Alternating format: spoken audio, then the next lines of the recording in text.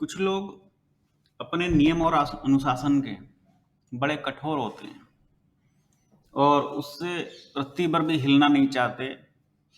कई बार तो वो ये कहते हैं कि हमारा प्लेटफॉर्म सेट हो चुका है माइंड और बॉडी का।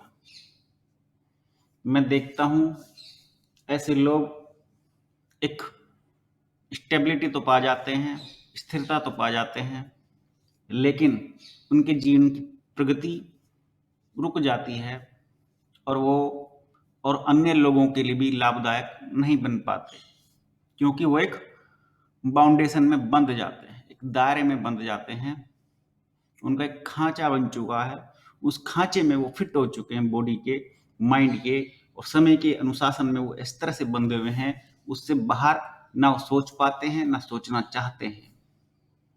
तो आप हमेशा ध्यान रखिए, यदि आपको प्रगति प्राप्त करनी है तो आपको बाउंडेशंस के दायरे से बाहर होना पड़ेगा। आपके आपको अपने अनुशासन के दायरे से भी बाहर होना पड़ेगा। आपको अपनी स्थिरता के दायरे से बाहर होना पड़ेगा। कई तरह की एंजाइटी झेलनी पड़ेगी, मेंटली टेंशन भी झेलनी पड़ेगी। फिर यहाँ ये कहावत सिद्ध होती है, नो पेन नो गेन। यदि आप सोचते हैं कि शांति के साथ सब कुछ प्राप्त होगा, तो ऐसा कभी नहीं होता। शांति के साथ तो हमें आज़ादी भी प्राप्त नहीं हुई, और शांति के साथ तो आप आज़ादी के साथ जीवन कैसे जी सकते हो। अर्थात संघर्ष ही जीवन है और ये उठा पटक के साथ ही चलेगा। हमेशा इस बात को ध्यान रखें और अपने बंधे हुए उसूलों से हमेशा मुखालफत करते रहें, अर्थात उनके खिलाफ जाते रहें समय समय पर, और एक नए नए प्रैक्टिकल करने की सोचते रहें।